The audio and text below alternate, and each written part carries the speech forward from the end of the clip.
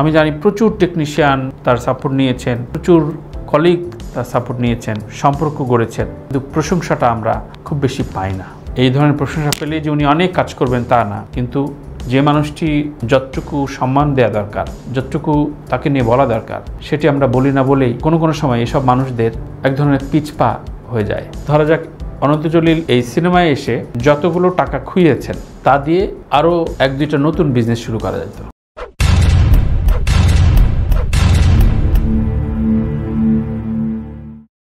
প্রিয় দর্শক, আসসালামু আলাইকুম। সবার উপর শান্তি বর্ষিত হোক। সাদাসিধি কথায় আমি তানভীর তারেক আমন্ত্রণ জানাচ্ছি। আজ এমন একজনের সম্পর্কে কথা বলবো, যার সম্পর্কে কথা বললে কেউ বলতে পারেন, আচ্ছা ঠিক আছে বুঝছি, আপনি তো ওর তো সমাধি করবেন, আপনি তো ওর লোক, অমুক তমুক, আচ্ছা মনে হয় টাকা খাইছেন, ইত্যাদি নানান রকম প্রশ্ন আপনার ভিতরে আসতে পারে। কারণ আমরা ফেসবুকে বা পাবলিক ডোমেনে যা খুশি বলতে পারি, যেহেতু পয়সা দিতে হয় না, যেহেতু আপনি আমার অনুষ্ঠান ফ্রি অফ কস্ট দেখছেন, সুতরাং কমেন্টে আপনি গালিগালাজ দিতে পারেন। কিন্তু যেই বিষয়টি এই মানুষটি সম্পর্কে দীর্ঘদিন ধরে আমি চেনা, সেজন্য কথাগুলো বলা প্রয়োজন বলে আমি আজকে মনে করছি। লোকটির নাম অনন্ত জলিল। ছবিতে নিশ্চয়ই দেখেছেন বা আমার পেছনের ছবিগুলো নিশ্চয়ই আপনারা দেখতে পাচ্ছেন। একজন সফল বিজনেসম্যান কখনো কোনো দিন তাকে বুদ্ধিহীন ভাবাটা খুবই বোকামি।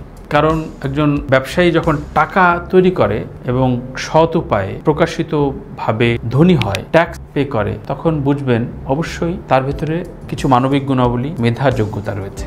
আমরা হুট করেই জাজমেন্টাল হয়ে যাই, আচ্ছা ও তো 2 দিনের জন্য আসছে, কথা কইতে পারে না ইত্যাদি। বাংলাদেশে অনন্ত জলিল এবং বর্ষাকে নিয়ে যতগুলো ট্রল হয়েছে, বাংলাদেশে এর বাইরে আর কোনো তারকাকে নিয়ে এত ট্রল হয়নি, এটা আমি আপনি সবাই জানি। এবং ট্রল প্রথম দিকে প্রচুর বাড়তো, সেটা ইউর আরিউপম গানা থেকে শুরু করে প্রচুর তাকে এই ট্রলের শিকার হতে হয়েছে। যতগুলো ট্রলের শিকার হতে হয়েছে তার অর্ধেক বা 60% ট্রল যদি কারো হতো, সে সিনেমা ছেড়ে চলে যেত। সিনেমাকে প্রচণ্ড পরিমাণে ভালোবেসে আঁকড়ে ধরে এই মানুষটা এখনো সিনেমা করছে। এরপর আমরা প্রচুর অভিযোগ করি কিন্তু অনন্ত জলিল প্রসঙ্গে, বলি যে উনি কেন ল্যাব দিল না, উনি কেন জমি দিল না, উনি তো নিজে অভিনয় না করে আরো 4-5টা তারকা বানাতে পারে। তারকা বানানোর প্রক্রিয়া, ইনফ্যাক্ট আমিও আমার বিভিন্ন প্রসঙ্গে অনন্ত ভাইকে প্রশ্ন করেছি, ভাই কিন্তু তারকা বানানোর প্রক্রিয়া, বানানোর দায়িত্ব একজন নবাগত হিরোর না, একজন বিত্তশালী যুবকের না। যে অনন্ত জলিল বিত্তশালী, এজন্য তার দায় পড়েছে যে তার আরো তারকা বানাতে হবে। হ্যাঁ, অনন্ত জলিল যদি নির্মাতা হতেন বা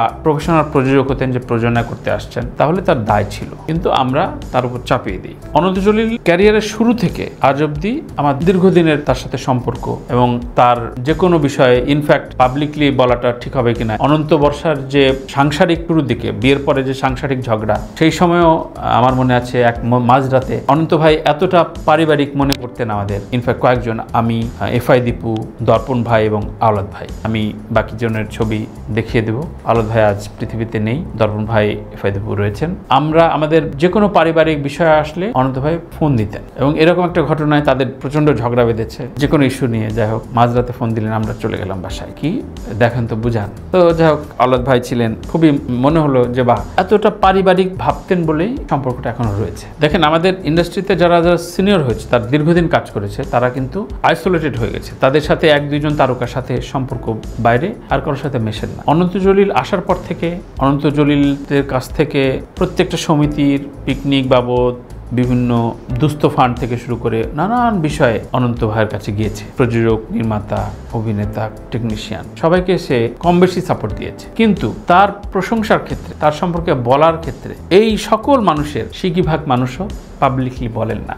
আমরা বাঙালির মাত্রই দেখবেন যে অকৃতজ্ঞতায় প্রচণ্ডভাবে ভরপুর, অর্থাৎ সাপোর্ট নেব কিন্তু বলবো না, না ভাই এটা তো আসলে অত বড় মাপের শিল্পী না, আমি বলে কি দরকার কি। কিন্তু মানুষ হিসাবে অনন্ত জলিল যে পর্যায়ের, যেভাবে মানুষের সাথে মেশেন, তারকাদের সাথে একাত্ম হওয়ার চেষ্টা করেন, তারকাদের সাথে নিয়ে বাস করার চেষ্টা করেন, সেইভাবে এই সময়ের গত 10 বছর ধরে যারা কাজ করছেন তাদের কাউকে খুঁজে পাওয়া যায়। যে একটা লিডারশিপ তো আসলে বলে কেউ আসে না, যে আমি সবাইকে নিয়ে থাকতে চাই, আপনারা কে কি সমস্যা, কোন সমস্যা, সেগুলো নিয়ে বলেন, আমরা সলভ করি।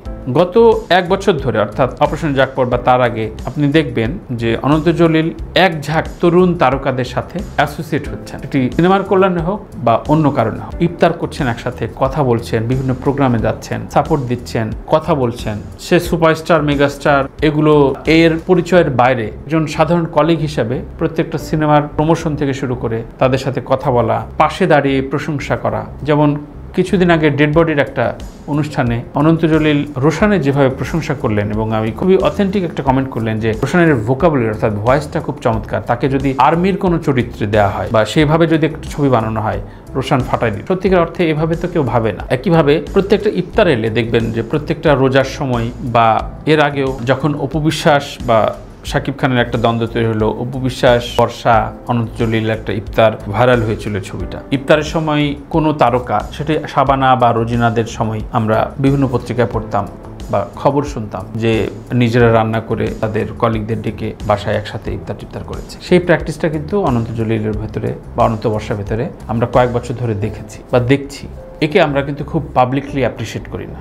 অনন্ত বর্ষা ঠিক ওই মাপের তো শিল্পী না, ওদের অ্যাপ্রিসিয়েট করা যাবে না। আমরা দেখবো, সুযোগ নেবো, কিন্তু অ্যাপ্রিসিয়েট করবো না। আমাদের এই ধরনের হীনমন্যতায় না আমরা যাদেরকে মহিরূহ করে তুলি বা যাদেরকে বলি আহা বিশাল, কিন্তু তাদের সাথে সম্পর্কের বিন্যাসটা হয় না। আজকে নীরব, ইমন, সাইমন বা রোশান বলি বা এবিএম সুমন বলি, প্রত্যেকের জায়গায় যেমন অনন্ত জলিল, আমি জানি না এই কথাগুলো অত্যুক্তি মনে করবেন কিনা, কিন্তু আমার মনে হলো যে একজন ফিল্ম লাভারকে নিয়ে অন্তত একটা সাদাসিধে কথা আমার বলা উচিত, কিছু কথা বলে রাখা উচিত। আমরা তো খুবই ভালোবাসি কোনো মানুষকে যখন দুস্থ হয়ে যায়, কথা বলার শক্তি থাকে না, বা কোনো মানুষ যখন মারা যায় তখন তাকে আমরা বিরাটভাবে তুলি, আহা কি যেন ছিল, এবং আফসোসও করি। সেরকম আফসোস আমার জীবনেও কিছু রয়েছে। অনন্ত জলিল যে কাজটি এখন করছেন সেটা হচ্ছে একটা পারিবারিক সম্পর্ক তৈরি করছেন এই ইন্ডাস্ট্রিতে। মাল্টিকাস্টিং ছবি হোক না হোক, একাধিক মাল্টিকাস্টিং ছবি আমাদের দেশে হবে না, কিন্তু অপারেশন জ্যাকপট যেই স্তরের গল্প হোক, যেভাবে যেই নির্মাতা বানাক না কেন,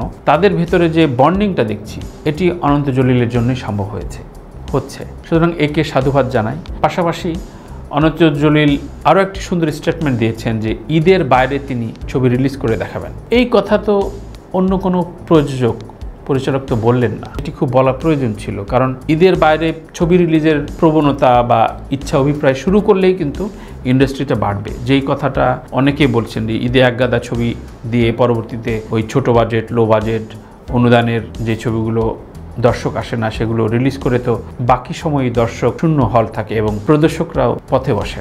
এই সব বিষয়গুলো অনন্ত ভাই খুব চমৎকার করে মেটাচ্ছেন, কাজ করছেন, তার ব্যবসায়িক কাজের পাশাপাশি এগুলো চালাচ্ছেন। এই জায়গাগুলোকে আমরা অ্যাপ্রিসিয়েট করতে শিখি। আমি জানি প্রচুর টেকনিশিয়ান তার সাপোর্ট নিয়েছেন, প্রচুর কলিগ তার সাপোর্ট নিয়েছেন, সম্পর্ক গড়েছেন, কিন্তু প্রশংসাটা আমরা খুব বেশি পাই না। এই ধরনের প্রশংসা পেলেই যে উনি অনেক কাজ করবেন তা না, কিন্তু যে মানুষটি যতটুকু সম্মান দেওয়া দরকার, যতটুকু তাকে নিয়ে বলা দরকার, সেটি আমরা বলি না বলেই কোনো কোনো সময় এসব মানুষদের এক ধরনের পিছপা হয়ে যায়। ধরা যাক অনন্ত জলিল এই সিনেমায় এসে যতগুলো টাকা খুইয়েছেন তা দিয়ে আরও এক দুইটা নতুন বিজনেস শুরু করা যেত, যে কোনো বিজনেস, কিন্তু চলচ্চিত্রের প্রতি তার এই পার্সোনাল ইনভেস্টটা হয়েছে। এই পার্সোনাল ইনভেস্টমেন্টে তো অনেক পরিবার কাজ পেয়েছে, অনেক পরিবার একসাথে কাজ করতে পারছে। এটা কি এভাবে ভেবেছে? আমরা ভাবিনি।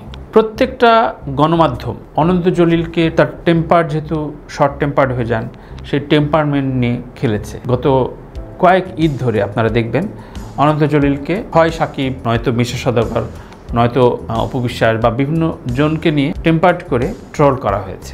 এগুলো আমাদের অন্যায়, এগুলো মনে করি আমি সংশোধন হওয়া উচিত। অনন্ত ভাই, আপনি চলচ্চিত্রের প্রতি নিবিষ্ট থাকবেন, যেভাবে ভালোবেসে যাচ্ছেন এই ভালোবাসাটা থাকুক, এবং আপনার কমিটমেন্ট, আপনার কলিগদের প্রতি যে ভালোবাসা, যেই একাট্টা হয়ে থাকার দারুণ সৌহার্দ্যপূর্ণ সম্পর্কের যে একটা অভ্যেস, এটি বজায় রাখা খুব জরুরি। আমরা গত 10-12 বছর ধরে খুব বিচ্ছিন্নই হয়ে যাচ্ছিলাম, প্রচুর বিচ্ছিন্ন গল্প শুনছি, কিন্তু আপনি যে কটা উদ্যোগ নিয়েছেন, যে কটা কাজ করছেন, তাতে প্রত্যেকবারই দেখছি যে আপনি সবাইকে নিয়ে বাঁচতে চান। এটাকে সাধুবাদ জানাই, সাধুবাদ জানানো উচিত বলে আমি খুব কন্টেম্পোরারি ইস্যু হিসেবেই আপনাকে এ বিষয়ে জানাতে চাই। থ্যাংক ইউ অনন্ত ভাই, আপনার সর্বাঙ্গীন সাফল্য কামনা করি। আল্লাহ হাফেজ।